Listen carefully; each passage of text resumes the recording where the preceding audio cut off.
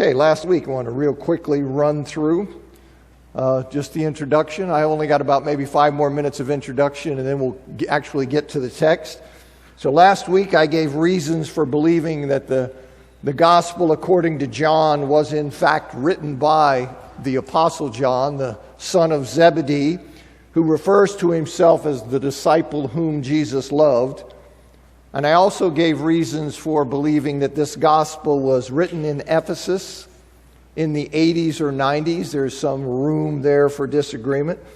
And I suggested to you that John's purpose in writing the gospel was to fortify believers in their faith and to bring unbelievers to the faith. As this gospel circulated within the church, it would become a basis for outreach to other people. So I think he has both of those goals in mind. And I pointed out that the gospel according to John, it differs from the synoptic gospels. Matthew, Mark, and Luke are known as the synoptic gospels, and John differs from those in that John includes material about Jesus that the synoptics don't have. He excludes material that the synoptics do have, and he reports far more of Jesus' ministry in Judea and Samaria than do the synoptic gospels. And John also reports, he gives Jesus teaching in long philosophical discourses and reports Jesus teaching mostly about his identity and people's response to him, which is different from how he's teaching and his subjects in the synoptic gospels. Now, on the other hand, there are these differences, but there are also significant points of contact between John and the synoptics. These involve specific events. There are a number of events that are reported in John as well as in the synoptics, and there also includes more general parallels about Jesus' nature and things that I pointed out last week. Now, when we ended, I had just pointed out that there are also in places in John where John, he seems to presuppose a knowledge on the part of his readers of the synoptic material, of the events there reported in the synoptics. And there are places where the information that John provides, it fits neatly with or interlocks into the synoptic accounts, even though he's not mentioning the accounts. When you're aware of the synoptics, you see that what John's saying, it fits in or presumes knowledge of those. As Craig Blomberg says, he says, we may thus assume that John was familiar with many, if not all, the contents of the Gospels that preceded him, even if he did not borrow from them in a strict literary fashion. We may assume that he knew that at least some, if not many, in his audience would be familiar with the basic stories about Jesus, and that he did not want to repeat many of these accounts.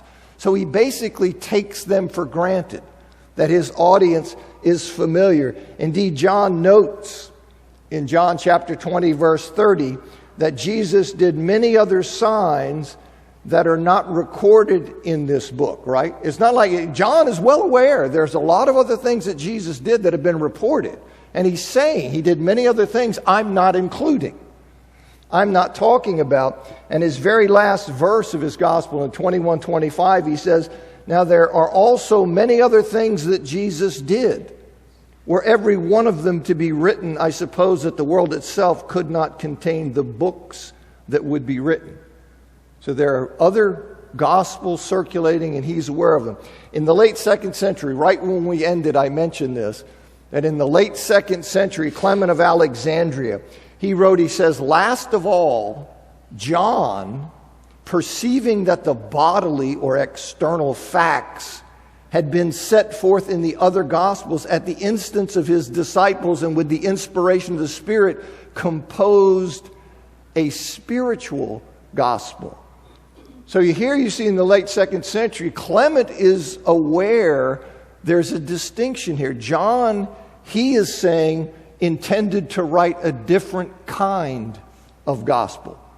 A gospel that Clement characterizes as a spiritual gospel. And Clement says that he received this tradition, that John intended to write a distinctive gospel, one distinct from the synoptics, that he received that tradition from early presbyters, which shows it represents an ancient and a probably widespread tradition that John was writing a different kind of gospel. He's writing one he intends to supplement the familiar stories from the synoptic accounts with stories more from the divine side of the subject. And I think that's a way of seeing it. That John writes, he lifts the curtain more from the divine side. Okay, last thing I'll say in introduction is the structure. So John, you have a prologue in chapter 1, verses 1 to 18, and then you have an epilogue in chapter 21. And between, in these large swath of material, it's commonly divided up into two large sections. It's divided into what's called the Book of Signs in 1:19 to 12:50, and the Book of Glory in 13:1 to 20:31. And the Book of Signs, that section there from 1:19 to 12:50, it's called that. It relates these stories of amazing things that Jesus did that are repeatedly called signs. In fact, 16 of the 17 uses of the word sign occur in that section, 1:19 to 12:50. And then the second part of John's gospel, it's known commonly as the Book of Glory, because it deals with the last week of Jesus' life, when, in the words of the gospel, that's the time for Jesus' glorification, when his glory had come. The time for his being glorified had come. So that last week. So you have the Book of Signs, you have the Book of Glory, those two major subdivisions between the prologue and the epilogue. And then how you divide up the text in those major groups is just a matter of judgment. There are different ideas, and I have my ideas, and so in outlining it, I've looked at a lot of sources. I've looked at the English Standard Version, how they do the headings, and I've given you what I think is the best way of going at it. All right, the text. And man, is the text dynamite. Okay? This is like you feel like we're going to talk about this. All right, John 1:1 to 5. In the beginning was the Word, and the Word was with God, and the Word was God. He was in the beginning with God. All things were made through him, and without him was not anything made that was made. In him was life, and the life was the light of men. The light shines in the darkness, and the darkness has not overcome it. Now, the gospel according to Mark does not inform us of Jesus' birth or his lineage, right? Mark just begins with an account of John the Baptist at the start of Jesus' public ministry. The gospel according to Matthew, on the other hand, it includes an account of Jesus' birth, and it traces Jesus' genealogy back to Abraham. And then we have the gospel according to Luke, which also includes an account of Jesus' birth, but he traces Jesus' genealogy all the way back to Adam. But here in the gospel according to John, he explains in this prologue that Jesus is the pre-existent Word incarnated. He's the pre-existent Word incarnated. He is the person. Jesus is the person whom the Word became. Verse 14 is explicit. It says, "And the Word became flesh and dwelt among us." Now this Word, who became flesh, this Word, who became the person Jesus, is declared in verses 1 and 2 to have been in existence when creation began. He was there when the beginning began. He was not part of creation. He is not a created thing, but rather he was the pre-existing agent or instrument of creation. As verse 3 declares, all things were made through him. He is the means or the instrument of creation. All things were made through him, and without him was not anything made that was made. He was the instrument or the means of the creation of all things. And this truth is echoed by the Apostle Paul in Colossians chapter 1, verse 16. For by him, you see, through him, the instrument, by him, all things were created in heaven and on earth, visible and invisible, whether thrones or dominions or rulers or authorities, all things were created through him and for him.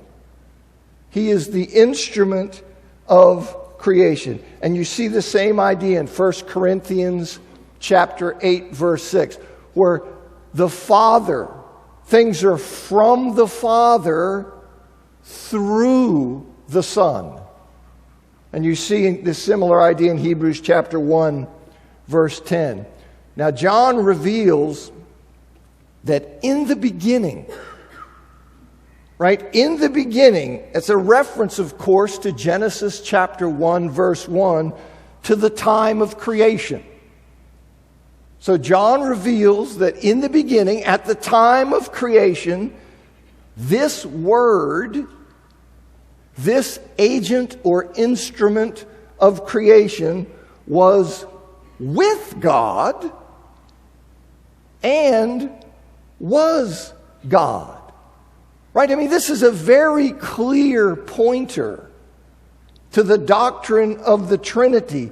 The notion, you see, that the one being, God, exists as three distinct but unified persons. As I often phrase it, God is a three-person being.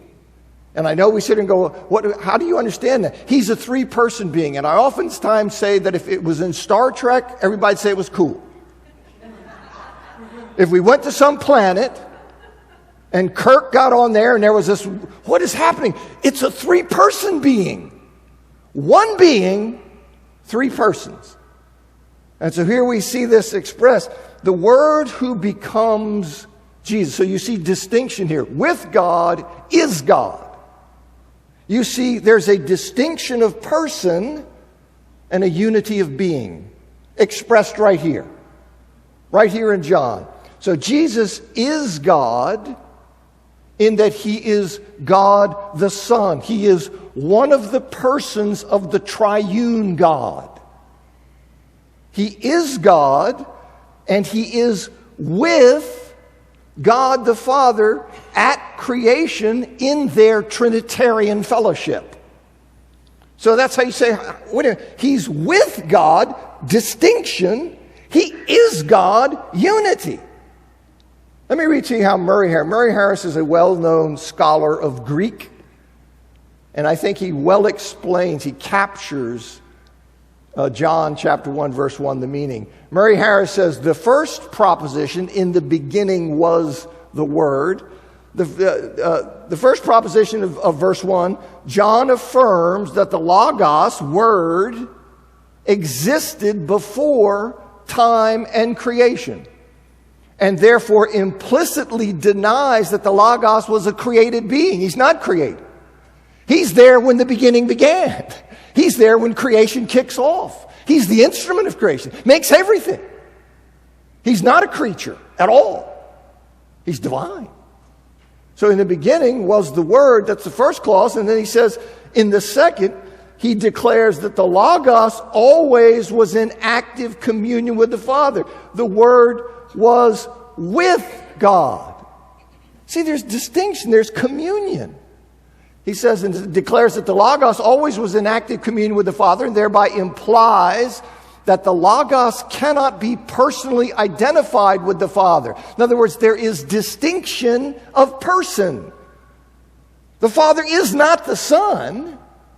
There's distinction there. They're in communion. He's with God. And then Harris continues, he says, in the third, he states the Logos always was a partaker of the deity, and so implicitly denies that the Logos was ever elevated to divine. And the Word was God. Okay? So he says here, the thought of the verse moves from eternal pre-existence, in the beginning was the Word, to personal intercommunion, and the Word was with God, to intrinsic deity, the Word was God. And I think that's it. Now, this is a revelation. And so right off the bat, you say, well, you know, we're going to talk about birth and genealogy. John opens up with this. And that's your clue. You're in for a ride. You see, you're in for something serious. Now, Murray Harris, in his book, Jesus as God, Harris goes out and analyzes all the text where Jesus is referred to explicitly as God.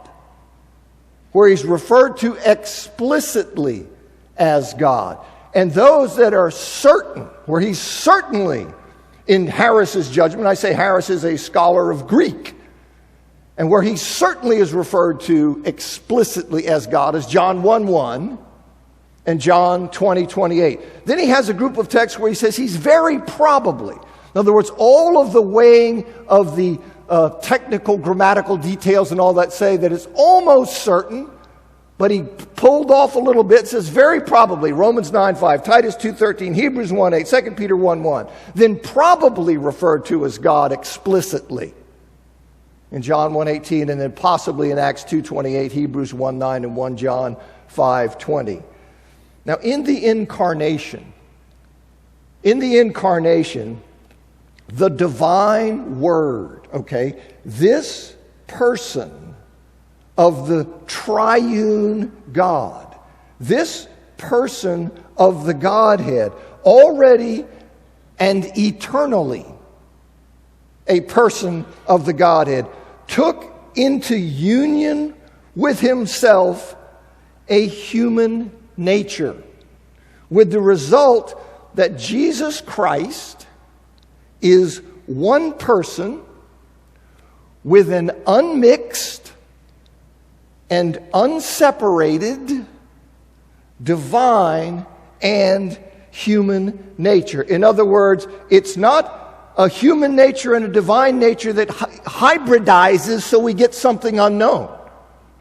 It is not something that is separated so we have two persons. We have one person in whom there is a human nature and a divine nature, unmixed, unseparated, in the person Jesus Christ. That's why Jesus is often described as fully God and fully man. That's why he's described that way. See, it's the ultimate mind blower. If you're out here going, this is like wild. It is wild. Right? Let me read to you what the theologian Wayne Grudem says in his systematic theology. He says, the fact that the infinite, omnipotent, eternal Son of God could become man and join himself to a human nature forever, so that infinite God became one person with finite man, will remain for eternity the most profound miracle and the most profound mystery in all the universe. Okay, so if your mind is blown, you're in good company. But this is what God reveals to us. This is what God reveals to us. That this is what is going on. Now, early theologians, as you might imagine, they devoted a great deal of effort.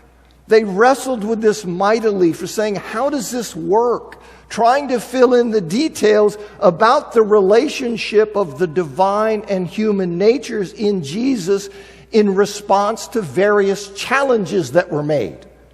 Because here is the church confessing that he's the God-man. Okay? Fully God, fully man. And so people are attacking and raising questions and raising heretical ideas around this. So the church had to pour a great deal of theological energy into thinking about this. You know, if you say, well, you know, they have these councils and stuff. You mean they had meetings of the best theologians in the world? And so what are they? Oh, no, they're just out. No, they're trying to wrestle with what does this mean? How do we understand this? How do we articulate that? And the issues and the discussions about this are as deep as it gets, but it's important to recognize. It is important to recognize that in becoming Jesus, the Word did not cease to be God, did not do away with his divine qualities and attributes. Rather, in taking on human nature for the purpose of human redemption, he, in accordance with the Father's will, he refrained from using some of his divine powers or accessing some information of his omniscience. He didn't cease to have them. He refrained from using or accessing them, because to cease to have them would cease to be God. And that can't happen. Here's what D.A. Carson says. He says, the Son of God abandoned any use of his divine prerogatives and capabilities, which as a man he would not have enjoyed unless his heavenly Father gave him direction to use such prerogatives. He therefore would not use his powers to turn stones into bread for himself. That would have been to vitiate his identification with human beings, and therefore to abandon his mission, for human beings do not have instant access to such solutions. His mission prohibited him from arrogating to himself the prerogatives rightly his. But if that mission required him to multiply loaves for the sake of the 5,000, he did so. Even his knowledge was self-confessedly limited. Matthew 24:36. So I think, that's how, this is complex stuff. But I think that's how to see it, that he did not cease to be God. He is the God-man. Now, only John, of all the writers, only John identifies Jesus as the incarnate Word. Okay, and John does it here in 1:1. He does it in John 1:14, and he does it in Revelation chapter 19, verse 13. And you say, well, what's this about? Why is the Spirit, through John, identifying this person of the Godhead? Why is he identifying this person as the Word? And what I think is behind that title, or that label, or that name, is that as one's speech or one's word is an expression of one's inner self, it's an expression or a revelation of one's thought or being.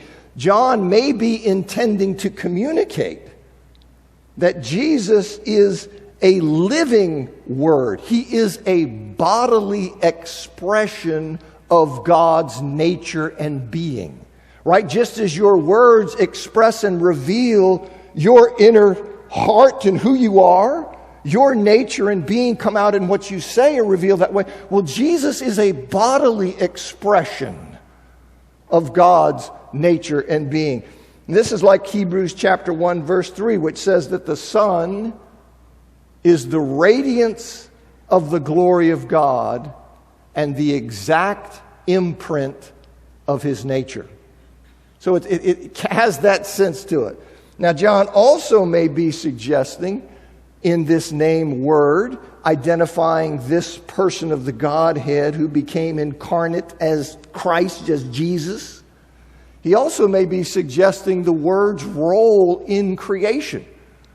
Because in creation, right, God speaks and creation, let there be, let there be. Okay, so he may be suggesting and implying the Word's role in creation as the instrument or means of creation, which is what he says there in verse 3. You see, all things were made through him. So the Word may carry both of those senses, as the manifestation or the revelation of God's nature and being, just as our words are that, and also as the Word being the creative means or instrument, as we see in the creation account in Genesis. So perhaps both of those lie behind that. And he says, life was in the Word. You see, life was in the Word. We're at creation here, and life was in the Word in the sense the Word is capable of imparting life. Life is in the Word in the sense he's capable of bestowing or imparting life, which he did in his creative work. Everything that was made through the Word. He is the means, the instrument of creation. So in him is life. He has the capability of imparting that life in his creation. He was not only the instrument of creating inanimate things, right? Matter, quasars, all of that. Yes, he created all that, but he wasn't only the instrument of creating inanimate things. He also imbued certain created things with the gift of life. In him was life, and that life was the light of men. Carson comments, he says, in the rest of his book, John is largely interested in light and life as they relate to salvation. The light is revelation, which people may receive in active faith and be saved. The life is either resurrection life or spiritual life that is its foretaste. If 1:4, by contrast, is read in the context of the first 3 verses, you see we're in creation. That's the context. If it's read in the context of the first 3 verses, it is more likely that the life in hearing in the Word is related not to salvation, but to creation. So that's what I'm suggesting to you. In the Word, in creation, is life, in that he is able to impart life, and he does in his creation, creating not only inanimate things, but creating life itself, giving and bestowing life on certain things. So through this dispensing, you say, well, okay, well, how is this the light of men? What is this about? Well, through this dispensing of life at creation, the life that was in the Word that he is dispensing and giving to certain created things, this became the light of mankind. That's what he says. As Carson comments, he says, the self-existing life of the Word was so dispensed at creation that it became the light of the human race. Now you think, well, in what way? Well, this probably refers to the fact that the life given to humanity, see, through the Word, the life that is given to humanity is a life that is in the image and likeness of God. Human life, given at creation through the Word, is in the image and likeness of God, as you see in Genesis 1:26 and Genesis 5:1, Genesis 9:6, James 3:9. See, and so this life that is given in the image and likeness of God includes a unique capacity for perceiving and understanding. Thus, the life is the light of mankind in the sense that this life that was given, that was imparted through the Word at creation, life of humankind in the image and likeness of God, it enables humanity to see in a way that lesser creatures cannot. We all recognize the gulf, don't we, between human thinking, human being, human mental life, human abstraction. Right? Do you think the dolphins are playing chess? Are they creating artwork? I mean, don't we understand that? Despite our naturalistic world that tells us, no, we're all just part of just like they are, just like apes. There's a great story, John's story, where he was all hung. This was before he was a Christian, he's a big evolutionist. He was certain that, we all came from apes and all that. So he and my oldest brother went to the Washington Zoo. And so he goes to see a gorilla, and John's just all expecting basically to see this guy like stroking his beard and contemplating the cosmos. He goes there, and this gorilla vomits and eats it. And he turned to my brother and said, "That's an animal." There is a difference. Okay, here's what John McHugh says in his commentary. He says, "The primary meaning must therefore be that the life which God has from the beginning given to human beings contains a special and indeed unique kind of enlightenment, namely the faculty of reason. We are distinctively intelligent and rational creatures, distinct from all other living things by the nature of the life that was given to us in the beginning through the Word." Now, the creation through the Word that was done in the beginning involved the creation of light amid complete darkness, right? We know that well, total darkness. And then here comes light. As darkness was over the face of the deep, God said, "Let there be light." So we have just complete pitch darkness. There is no light anywhere. God says, Genesis 1, 2, and 3, "Let there be light," and there was light. And from that time, the darkness has not overcome the light. In other words, it has not extinguished the light. We live in a lit cosmos, right? It was totally dark. He introduces light, and the darkness has not extinguished that light. That light persists. Now, as Carson says, he says verse 5 is a masterpiece of planned ambiguity. Okay, a masterpiece. See, the non-Christian Jew may hear that only as an allusion. See, this idea that the light shines in the darkness has not overcome it.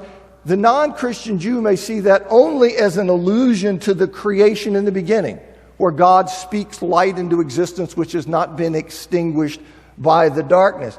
But for the Christian, right, this work of the Word in creation, His bringing as the instrument or agent of creation, His bringing light into darkness, that anticipates His work in the incarnation.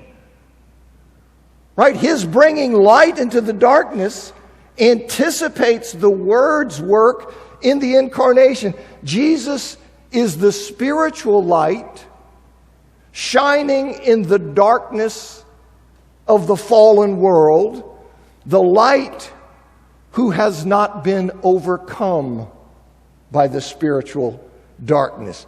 And John will draw this parallel in the next few verses. As he says in 6:9, "There was a man sent from God whose name was John." This is John the Baptist. This is not John, the author of the gospel. Okay, there was a man sent from God whose name was John. He came as a witness to bear witness about the light, that all might believe through him. He was not the light, but came to bear witness about the light. The true light, which gives light to everyone, was coming into the world.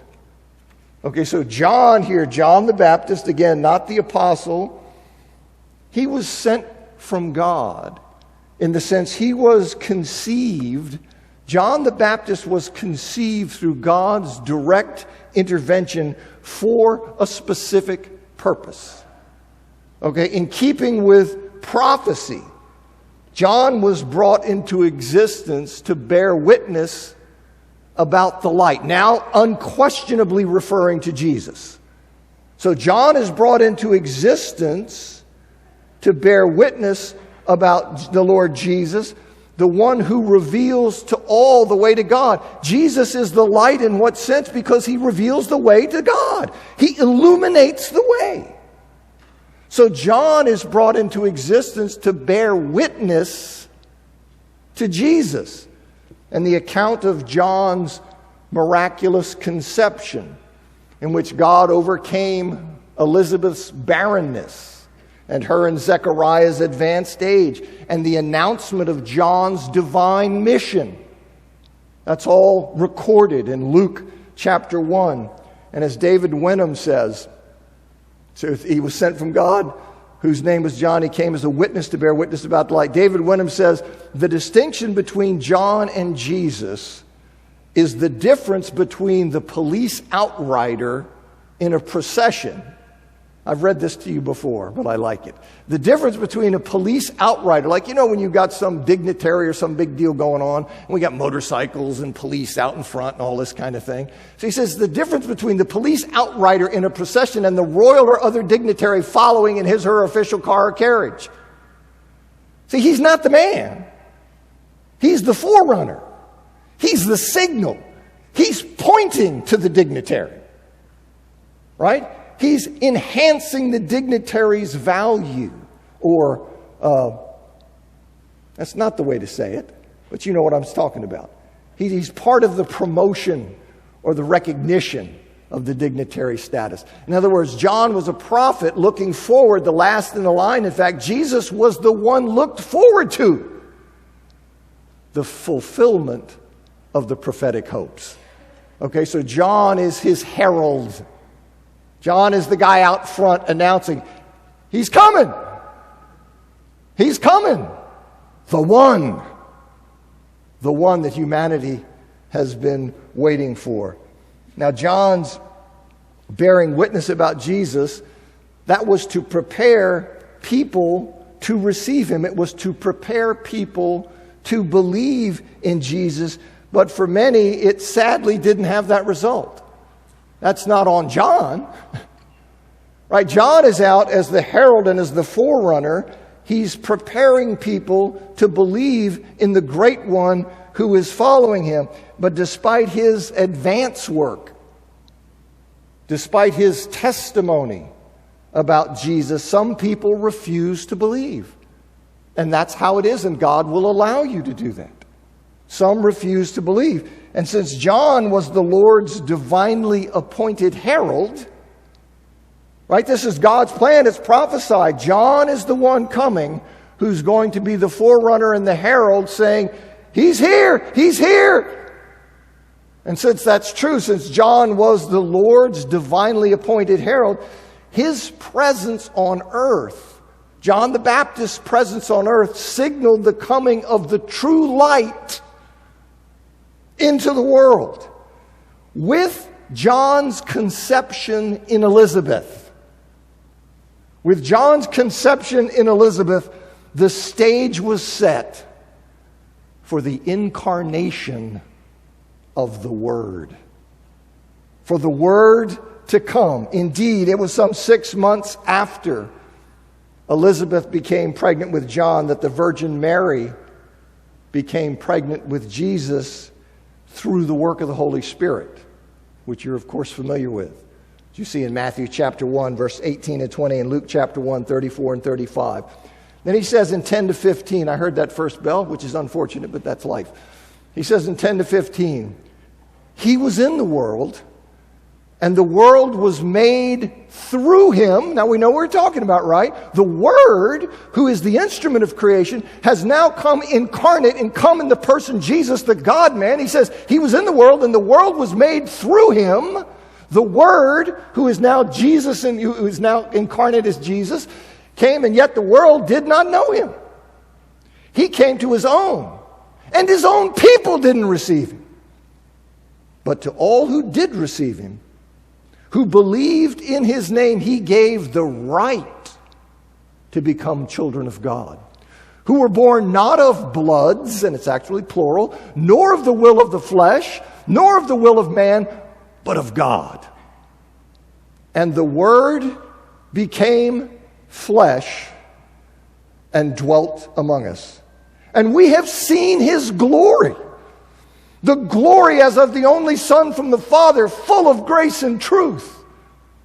John bore witness about him and cried out, "This was he of whom I said, he who comes after me ranks before me because he was before me." Okay? Oh, this is wild and great. All right. Now, with Jesus' presence, the Word was in the world.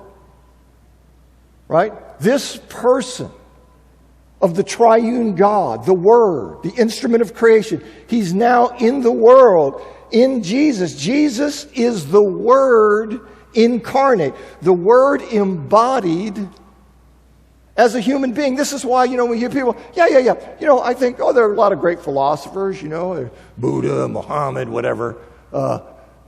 We're talking about a different thing. Do you understand? This is Christian faith. We're talking about a different thing. He's not just a smart guy. He's not just an insightful guy. He's God incarnate. He has to be to rescue us. You see? To rescue us. But he's that. And though the Word was the one through whom the world was made, the world did not know him. He comes in the person of Jesus, and the world, though he was the instrument and agent of making it all, the world did not know him. Rather than receive him with gratitude, with honor, with celebration. Who's here? The one we owe everything to? See, rather than receive him that way, receive him in a way that is fitting his role in creation, the world largely ignored or did not recognize him or treated him with contempt and hostility. Now, isn't that something? God comes down, and how does the world receive him? Great, we're going to have a 50-year celebration, nonstop party because God has come down. Nope. World did not know him. Moreover, he came to his own. He came to his own as a Jew. Right? When the Word comes to the earth, when the Word comes in the person of Jesus, he comes in the lineage of Abraham, Isaac, and Jacob. And yet even the Jewish people, in large part, did not receive him. Even his own people. God in the flesh is a Jew. And his own people didn't receive him. No place would be a good place to stop, so I heard the bell. Thanks. 2 weeks, next week, Meg and I are partying.